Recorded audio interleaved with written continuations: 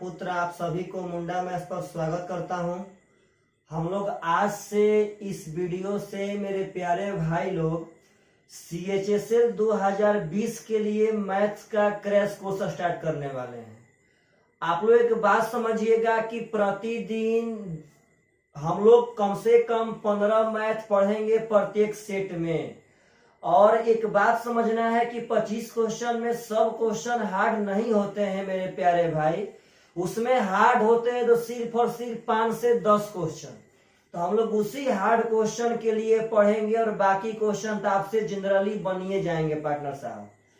तो मेरे प्यारे भाई लोग, आप लोगों से मेरा एक रिक्वेस्ट है कि आप सब आदमी वीडियो को अंत तक देखा कीजिए, क्योंकि जब आप वीडियो को अंत तक देखेंगे तभी हम लोग का वीडियो मार्केट में ट्रेंड करेगा।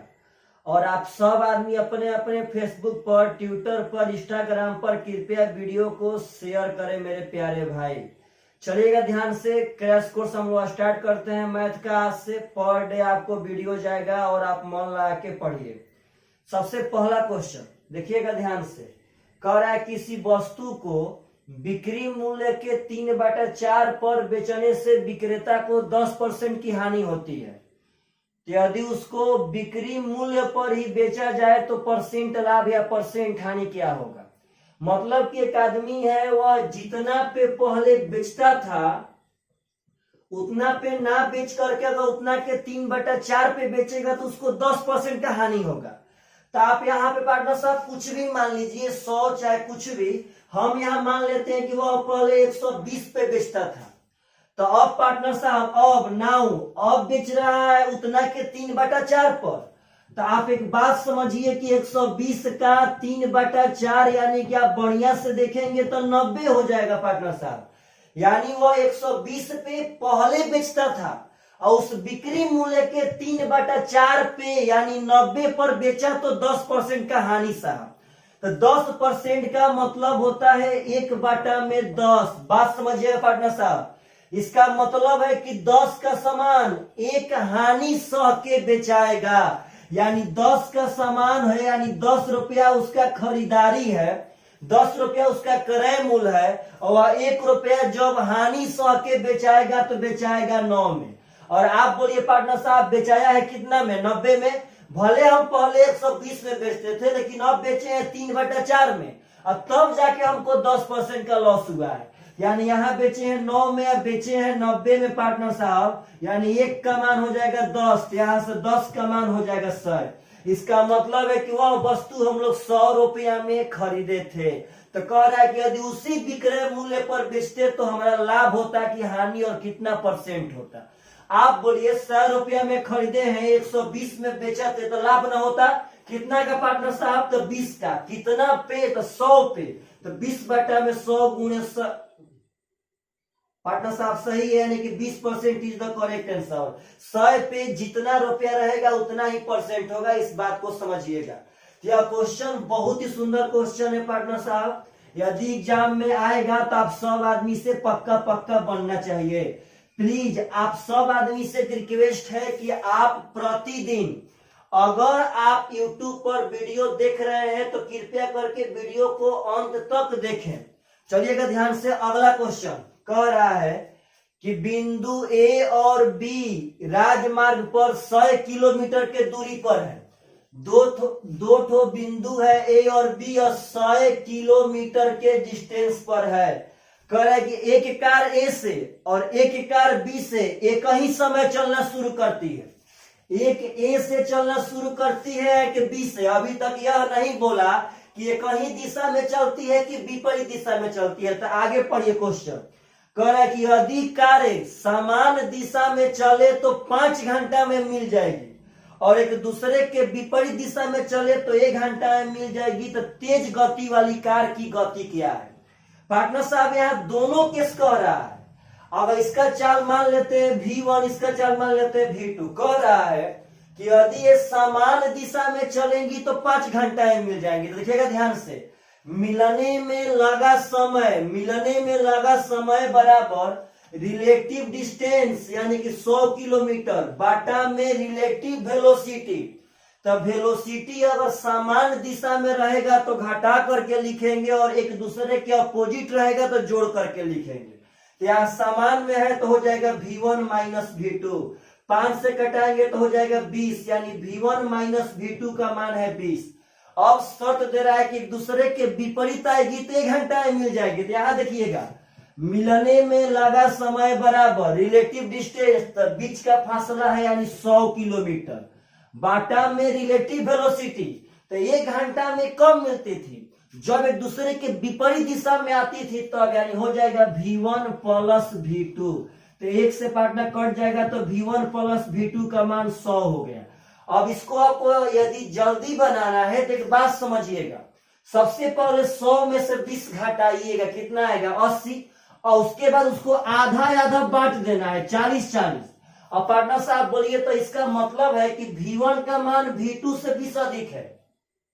इसका मतलब होता है कि v1 का मान v2 से 20 अधिक है, तो v1 अधिक है 20 गो, तो v1 में यहाँ 20 जोड़ देंगे, हो जाएगा 60। यही तो आपसे पूछा था कि तेज गति वाली ट्रेन की गति क्या होगा, कार की गति क्या होगा, तो 60 किलोमीटर पर घंटा इज द करेक्ट आंसर।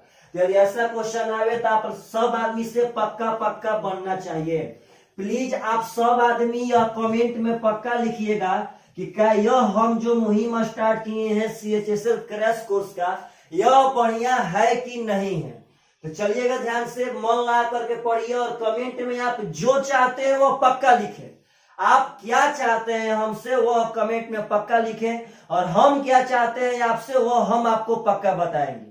तो हम आपसे यही चाहते हैं कि आप मेरे वीडियो को बहुत शेयर करें, प्लस में अपने YouTube पर डे सर्च करें कि quadratic equation by Munda maths, आप जो भी compound interest by Munda maths, partnership by Munda maths, Bihar SI main exam by Munda maths, ताकि मेरा वीडियो ट्रेंड करे पार्टनर साहब और काफी लोगों के पास पहुंचे।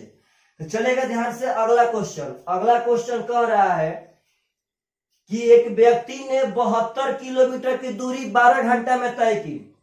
ध्यान रखिए पार्टनर साहब, उसने आंशिक रूप से 5 किलोमीटर प्रति घंटा की दर से पैदल और आंशिक रूप से 10 किलोमीटर प्रति घंटा की दर से साइकिल पर की, तो उसने कितनी दूरी की यात्रा पैदल तय की। तो बात समझिएगा, यह क्वेश्चन बहुत इंपॉर्टेंट है, बहुत आता है। सबसे पहले कह रहा है कि 72 किलोमीटर का डिस्टेंस 12 घंटा में वो आदमी तय किया। इसी 12 घंटा के दौरान कुछ दूरी वह 5 के चाल से पैदल चला था और बाकी दूरी 10 के चाल से साइकिल से चला था। तो एक बात समझिएगा, सबसे इंपॉर्टेंट बात है कि यह क्वेश्चन सबसे आसान बनता है एलिगेशन से। देखिएगा, 5 के चाल से पैदल पार्टनर साहब और 10 के चाल से साइकिल से चला था। तो आप बोलिए तो 5 और 10, अब बोलिए ध्यान से, टोटल दूरी 12 घंटा में गया है 72 किलोमीटर। इसी 12 घंटा में 72 किलोमीटर है पार्टनर साहब साइकिल से और पैदल दोनों चल गया है। तो आपका एक हो गया पैदल वाला चाल, एक हो गया साइकिल वाला चाल।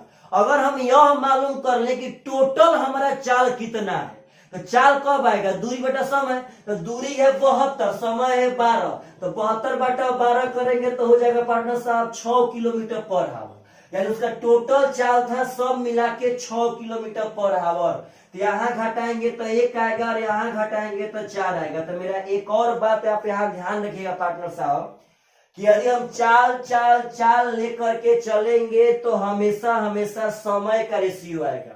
तो यहाँ देखिएगा ध्यान से सब आदमी, 12 घंटा है ना, यहाँ है 5, यानी 5 का मान हो जाएगा 12, तो 1 का मान हो जाएगा 12 बटा में 5। तो बोलिए 4 का मान हो जाएगा पार्टनर साहब 12 चौके 48 बटा में 5 घंटा। यह आपका घंटा है, घंटा समझिएगा। हमसे पूछा है पैदल चला गया दूरी, तो दूरी बराबर चाल गुणे समय। तो पैदल का चाल था 5 किलोमीटर पर घंटा, अब पैदल चला है 48 बटा 5 घंटा, हो जाएगा 5 गुणे 48 बटा में 5, यानी चाल गुणे समय, यानी 48 kilometre is the correct answer. तो ऐसा क्वेश्चन आपके एग्जाम में आए तो सबसे आसान यह बनेगा एलिगेशन से। सबसे पहले आपको दो ठो चाल देगा, दोनों चाल लिख लीजिएगा और यहाँ से पार्टनर उसका सब मिला के चाल निकाल देना है और चाल चाल चाल लेके चलेंगे तो यहाँ समय का रेशियो आएगा। समय से तुलना कर लेंगे और पता कर लेंगे पार्टनर साहब कौन कितना देर चला। तो पैदल चला है जितना देर, उस पैदल वाला चाल से गुणा करने पे पैदल चला गया दूरी आपका आ जाएगा। यह बात समझिए, सब क्वेश्चन बहुत ही सुंदर क्वेश्चन है, बहुत सुंदर। और हम लोग वही पढ़ेंगे जो हम लोगों से एग्जाम में फंसता है। क्वेश्चन नंबर पार्टनर साहब नेक्स्ट कह रहा है, क्वेश्चन नंबर नेक्स्ट कि 24 सेंटीमीटर लंबी एक जीवा वृत्त के केंद्र से 5 सेंटीमीटर की दूरी पे है। तो उस वृत्त की जो जीवा केंद्र बिंदु से 12 सेंटीमीटर की दूरी पे है उसकी लंबाई क्या है। क्वेश्चन कह रहा है कि वृत्त में 24 सेंटीमीटर लंबी जीवा है और सेंटर से 5 सेंटीमीटर की दूरी पर है। तो कह रहा है कि उस जीवा का लंबाई बताइए जो सेंटर से 12 सेंटीमीटर की दूरी पे हो। तो कुछ ना पार्टनर, अगर यह जीवा यहाँ से यहाँ 24 है तो यह तो आधा आधा बांट देगा 12-12, क्योंकि रूले कहता है पार्टनर। तो आपका त्रिज्या हो जाएगा यहाँ से 5 12 13। तो अब कह रहा है कि उस जीवा की लंबाई बताइए, उस जीवा की लंबाई बताइए जो सेंटर से 12 सेंटीमीटर की दूरी पे हो। कहीं भी नीचे ना कहीं भी आप बनाइए। तो अगर यह 12 है पार्टनर साहब, यहाँ त्रिज्या था, सेंटर से परिधि को छूने वाली रेखा त्रिज्या होता है। तो अभी सेंटर से परिधि को छूने वाले का त्रिज्या 13 हो जाएगा। तो 13 12 से 5 बन जाएगा। तो पार्टनर साहब 5 आंसर मत मारिएगा, तो अभी आधा 5 है, तो यह भी 5 होगा। तो जीवा का लंबाई 10 सेंटीमीटर हो जाएगा। Is the correct answer. 5 12 13 partner साहब 888 है, इस 888 को भूलिएगा मत। तो अगर ऐसा क्वेश्चन आवे तो आप सब आदमी से पक्का पक्का बनना चाहिए। चलिए मेरे प्यारे भाई साहब लोग, मेरे प्यारे पार्टनर साहब लोग, प्लीज आप सब आदमी मन लगा करके पढ़िए, क्योंकि यह लॉकडाउन इतना जल्दी नहीं हटने वाला है।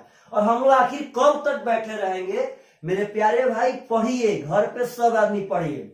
चलिए अगला क्वेश्चन कह रहा है किसी क्लास में औसत आयु 15.8 साल है। क्लासे का टोटल क्लास का औसत आयु है 15.8।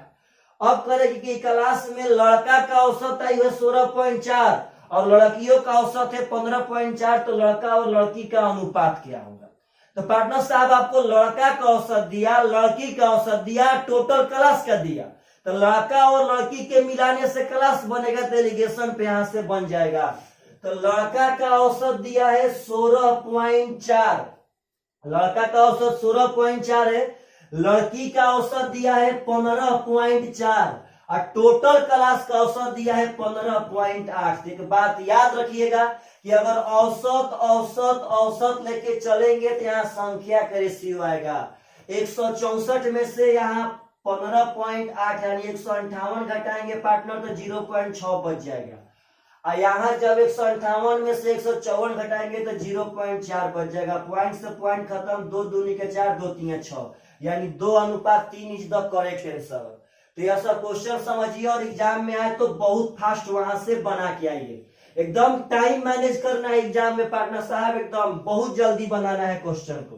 चलेगा ध्यान से अगला क्वेश्चन कह रहा है कि एक त्रिभुज की भुजाएं 7 सेंटीमीटर 8 सेंटीमीटर 9 सेंटीमीटर है। तो त्रिभुज का क्षेत्रफल क्या होगा।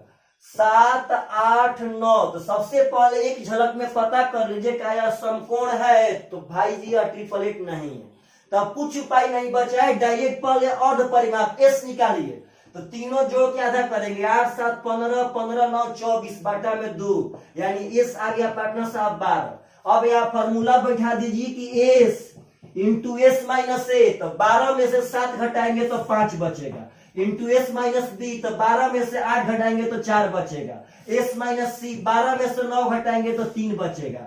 अब इसके बाद आप इसका वर्गमूल निकाल दीजिए पार्टनर साहब। तो यहाँ 12 को हम 4 गुणे 3 तोड़ सकते हैं। तो 2 गो 4 के लिए 1 गो 4, 2 गो 3 के लिए 1 गो 3। तो 1 गो 4 1 गो 3 हो जाएगा 12 पार्टनर साहब √5 ज्यों का त्यों यानी 12√5 इज द करेक्ट आंसर। तो पार्टनर साहब यदि आप लोगों से पूछे तो पक्का पक्का यह सब क्वेश्चन बनना चाहिए और बहुत ही फास्ट बनना चाहिए, बहुत फास्ट। चलेगा ध्यान से मेरे भाई, अगला क्वेश्चन उठाते हैं और काफी खूबसूरत क्वेश्चन है। कह रहा है कि एक विक्रेता अपने सामान पर लागत मूल्य से 20% अधिक अंकित करता है। यानी जितना मैं खरीद के लाया था उससे 20% बढ़ा के उस पर लिखा, और कह रहा है कि और नगद भुगतान करने पर 10% का छूट देता है, तो उससे नगद भुगतान करने पे कितना प्रतिशत का लाभ होगा। तो सुनिएगा ध्यान से, कैसे बनाएंगे ऐसा क्वेश्चन। अगर आपसे ऐसा क्वेश्चन पूछे कि पहले वह क्रय मूल्य से इतना बढ़ा के लिखा, उस पे इतना छूट दिया, तो कितना % लाभ या हानि होगा। तो आप पार्टनर कुछ मत कीजिएगा, बस ए बी फॉर्मूला से, क्योंकि यह कंटिन्यू घटना है केस है। सक्सेसिव पहले इंक्रीज हुआ तब उस पर डिक्रीज हो गया, तो डायरेक्ट सबसे पहले 20 बढ़ाया, उसके बाद उसके पार्टनर साहब छूट दे दिया कितना का, तो 10 का, तो हो जाएगा -10। तो ए प्लस बी, तो प्लस माइनस हो जाएगा यहाँ माइनस, 20 गुणे 10 बटा में 100। फॉर्मूला हम बैठाए हैं ए प्लस बी या प्लस ए बी बटा में 100। यहाँ प्लस था, यहाँ छूट था तो माइनस कर दिया, प्लस माइनस यहाँ माइनस हो जाएगा। तो पार्टनर साहब अगर यहाँ देखेंगे तो 10 में से 2, यानी अगर 8 प्लस में आ गया, इसका मतलब कि 8% लाभ होगा। यदि 8 माइनस में आता तो 8% हानि होता। तो अगर ऐसा क्वेश्चन कभी भी आपसे पूछे एग्जाम में, कभी भी, कि हम इतना बढ़ा के लिखे, उस पर इतना छूट दिए, तो क्या होगा हमारा, तो बस ए बी फॉर्मूला बैठाइए और वहां से आंसर लीजिए। चलेगा ध्यान से। और अगला क्वेश्चन कह रहा है कि समानांतर चतुर्भुज ए बी सी डी के विकर्ण बीडी की लंबाई 12 सेंटीमीटर है। एक समानांतर चतुर्भुज है ए बी सी डी, इसके बीडी विकर्ण का लंबाई है 12 सेंटीमीटर। अब कह रहा है पार्टनर साहब सुनिएगा ध्यान से कि P और Q क्रमशः त्रिभुज ABC और ADC के केंद्रक है। ABC यह त्रिभुज बनाना पड़ेगा पार्टनर साहब, तो ABC का केंद्रक P है और ADC का केंद्रक Q है, तो PQ का लंबाई क्या होगा। तो पहले ध्यान सुनिएगा, समानांतर चतुर्भुज का गुण कहता है कि इसके विकर्ण एक दूसरे को समद्विभाजित करते हैं, यानी पार्टनर साहब यह 6 हो जाएगा, यह 6 हो जाएगा, क्योंकि बीडी का लंबाई 12 था। और पार्टनर साहब यह मध्य बिंदु होगा, क्योंकि यह विकर्ण इसको भी आधा आधा बांटेगा। तो जब यह मध्य बिंदु होगा तो यह रेखा इस एबीसी का माध्यिका होगा पार्टनर साहब। जब यह मध्य बिंदु है तो मध्य बिंदु से शीर्ष को छूने वाली रेखा माध्यिका कहलाती है। तो यह माध्यिका है आपका, ओबी एबीसी का माध्यिका होगा। और जब यह माध्यिका होगा तो इसका केंद्रक यहीं पे कहीं पार्टनर साहब माध्यिका पर ही होगा। तो अब इसका दिखेगा, अगर यह मध्य बिंदु है तो यह भी माध्यिका होगा, तो इसका भी केंद्रक क्यों यही माध्यिका पर कहीं होगा। और आपको एक बात समझना पड़ेगा कि माध्यिका को जो केंद्रक है वह 2:1 में बांटता है, वह शीर्ष के तरफ से इसको 2:1 में बांट दिया जाएगा। तो 3 का मान 6, 3 का मान 6 तो 1 का मान 2, तो पार्टनर साहब यह रियल में 2 हो जाएगा। यह भी पार्टनर साहब 2:1 में शीर्ष के तरफ से, तो 3 का मान 6 तो 1 का मान 2, तो यह भी आपका 2 हो गया। तो कह रहा है पीक्यू का लंबाई क्या होगा, तो 2, 2, 4 इज द करेक्ट आंसर। अगर ऐसा भी क्वेश्चन आवे तो आप सब आदमी से पक्का बनना चाहिए। प्लीज आप सब आदमी वीडियो को अंत तक पक्का देखिए, आप बीच में छोड़ के क्यों भागते हैं। आप वीडियो को अंत तक देखिए पार्टनर साहब, और इसका मजा लीजिए पढ़ाई का। आखिर कब तक आप लोग घर पे बैठे रहेंगे। चलेगा ध्यान से। अगला क्वेश्चन कह रहा है, अगला क्वेश्चन कि x + 1 बटा में x बराबर 3। तो आपसे क्वेश्चन पूछ रहा है मेरे भाई कि x के पावर 4 + 3x³ + 5x² + 3x + 1 बटा में x के पावर 4 + 1। तो पार्टनर साहब मेरा बात समझिएगा, अगर ऐसा क्वेश्चन पूछे तो सबसे पहले आप सब आदमी को यह दिमाग लगाना है, हम यहाँ पे किस चीज से ऊपर नीचे भाग दें कि यह x² + 1 बटा में x² या x³ बटा +1 बटा में x³ या x के पावर 4 + 1 बटा में x के पावर 4, इस तर्ज पे सेट हो जाए। तो आप अगर ध्यान देंगे यहाँ तो x² से भागा देने पे x² हो जाएगा, यह 1 बटा x²। तो पार्टनर साहब सेट होगा। तो हम लोग ऊपर नीचे x² से भागा देंगे, नीचे ना खाली ऊपर नीचे, तो अभी ना यहाँ x² से भागा देंगे और यहाँ भी तो नीचे से पार्टनर साहब नीचे कट जाएगा। तो अगर यहाँ x² से भागा देंगे तो बचेगा x² प्लस यहाँ x² से भागा देंगे तो बचेगा 3x, यहाँ एक्स स्क्वायर से भागा देंगे तो 5, अगर यहाँ एक्स स्क्वायर से भागा देंगे तो 3x बाटा में एक्स स्क्वायर पार्टनर साहब तो हो जाएगा 3 बाटा में x, यहाँ भागा देंगे तो 1 बाटा में एक्स स्क्वायर, यहाँ भागा देंगे तो एक्स स्क्वायर प्लस 1 बाटा में एक्स स्क्वायर। तो आप अगर ध्यान से देखेंगे तो हमको पहले एक्स स्क्वायर और 1 बाटा में एक्स स्क्वायर निकालना होगा। तो यहाँ बात समझिएगा पार्टनर साहब, यदि आपको ए स्क्वायर प्लस बी स्क्वायर चाहिए तो डायरेक्ट होता है ए प्लस बी का होल स्क्वायर माइनस 2ab, तो ए बी के मान 1 हो जाएगा, यानी 9 में से 2 घटाएंगे तो 7 आ गया। तो इसका मान आपका देखिए, इसका मान 7 आ गया प्लस, अब यह देखिएगा 3x प्लस 3 बाटा में x, अगर 3 कॉमन लेंगे तो यहाँ बच जाएगा x प्लस 1 बाटा में x, और इसका मान है पार्टनर साहब 3, तो हो जाएगा 3 3 9, इसमें से अगर 3 कॉमन लेंगे तो x प्लस 1 बाई x बचेगा तो हो जाएगा 3 3 9, और यहाँ 5 ज्यों का त्यों, अब बाटा है पार्टनर साहब, इसका मान यहाँ पे 7 आ गया है, तो 9 7 16, 16 5 21, तो 7 में 21 3 बार में कट जाएगा, 3 इज द करेक्ट आंसर।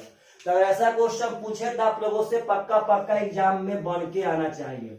तो पार्टनर साहब यह कमेंट पक्का करना है कि जो हम यह मुहिम उठाए हैं बिहार एसआई के क्रैश कोर्स के बाद, अब हम सीएचएसएल का क्रैश कोर्स उठाए हैं पार्टनर साहब, और आप सब आदमी काफी फायदा उठाइए और लुत्फ पार्टनर साहब एंजॉय करके पढ़िए। चलिए ध्यान से अगला क्वेश्चन कह रहा है कि 3 द्वारा विभाज्य 3 अनुक्रमिक प्राकृतिक संख्याओं का योग 45 है, तो सबसे छोट संख्या क्या होगा। ये क्वेश्चन कह रहा है कि 3 द्वारा लगातार 3 गो विभाजित संख्या, मतलब लगातार 3 गो ऐसी संख्या है जो 3 से कटेगी, उनका योग है 45। तो सबसे पहले आप एक बात समझिए कि तीनों का योग है 45, तो औसत हो जाएगा 15, जोग बाटा में संख्या औसत हो गया 15। तो एक बात समझना है कि यदि संख्या लगातार रहेंगी, यदि संख्या लगातार रहती है तो उसका औसत उसका बीच वाला होता है, तो उसका बीच वाला हो गया औसत। अब यह 3 से कटने वाली तीनों संख्या थी पार्टनर साहब, इसके पहले वाला होगा 12, इसके बाद वाला हो जाएगा 18, आप अगर जोड़ेंगे तो 45 पार्टनर साहब आएगा भी। तो कह रहा है सबसे छोटी संख्या क्या होगा, तो 12 इज द करेक्ट आंसर। तो चलिए पार्टनर साहब आशा करते हैं कि आप सब आदमी यह सब क्वेश्चन ब्रांड बहुत ही आसान तरीका से समझ पा रहे होंगे। चलिएगा ध्यान से अगला क्वेश्चन। अगला क्वेश्चन कह रहा है कि cos theta plus sec theta बराबर √3। तो आपसे पूछ रहा है कि cos Q theta plus sec Q theta का मान क्या होगा। देख बात समझिए कि आपको यहाँ पे ट्रिगो दिखाई दे रहा होगा, लेकिन ना, यहाँ पे रियल मायने में अलजेब्रा है। a प्लस बी बराबर √3, तो a cube plus b Q का मान क्या होगा। तो आप अगर ध्यान से देखेंगे यहाँ पे तो a cube plus b cube होता है a प्लस बी का होल क्यू, तो a प्लस बी का होल क्यू, तो a प्लस बी का मान है √3, तो a प्लस बी का whole cube -3 a b, a plus b का होल क्यू -3 ए बी। तो अगर cos theta into sec theta करेंगे तो 1 हो जाएगा। बात समझिएगा, a प्लस बी का होल क्यू -3 ए बी, तो 3 ए बी, तो ए बी में cos theta into sec theta partner साहब 1 हो जाएगा, और into a plus b, a plus b का मान यहाँ से फिर √3 कर देंगे, तो √3 के पावर 3 हो जाएगा, 3 √3 और -3 √3 आपका यहाँ पे 0 इज द करेक्ट आंसर। तो यह बात समझिए, अगर ट्रिगो कभी अलजेब्रा के रूप में बना करके आवे तो आप सब आदमी से यह सब क्वेश्चन पक्का एकदम बनना चाहिए। चलिएगा ध्यान से अगला क्वेश्चन, और यह भी क्वेश्चन काफी खूबसूरत है। कह रहा है कि किसी तार की त्रिज्या 1/3 कम कर दी जाए और उसका आयतन समान रहे तो उसका लंबाई कितना बढ़ जाएगा। किसी तार, तो आप एक बात समझिए कि दुनिया में कोई भी तार बेलन के आकार का होता है। तो मान लेते हैं कि उसका त्रिज्या पहले r था, ऊंचाई पहले h था, तो उसका पहले आयतन होगा πr²h। अब कह रहे हैं कि उसका त्रिज्या क्या किया गया पार्टनर साहब, कि उसका त्रिज्या 1/3 कम कर दिया गया। तो 1/3 अगर त्रिज्या कम कर देंगे तो नाउ अब उसका त्रिज्या हो जाएगा r/3। तो आपसे पूछते हैं तो इसका एरिया होगा πr², तो इसका स्क्वायर करेंगे तो हो जाएगा r² बटा में 9, इंटू पार्टनर साहब एच, और क्वेश्चन कर रहा है कि आयतन समान रहे, भले त्रिज्या 1/3 हम कर दिए परंतु आयतन समान। इसका मतलब है कि जितना आयतन हमको यहाँ दिख रहा है पहले वाला त्रिज्या ऊंचाई पे, उतने आयतन यहाँ भी दिखना चाहिए। लेकिन आपसे एक बात पूछते हैं कि क्या उतना आयतन है? 1/3 करने से r²/9 हो गया। तो आप बताइए पार्टनर साहब कि यहाँ हम ऊंचाई का मान क्या रखें, यहाँ ऊंचाई का मान क्या रखें कि इसके सेम टू सेम बराबर हो जाए?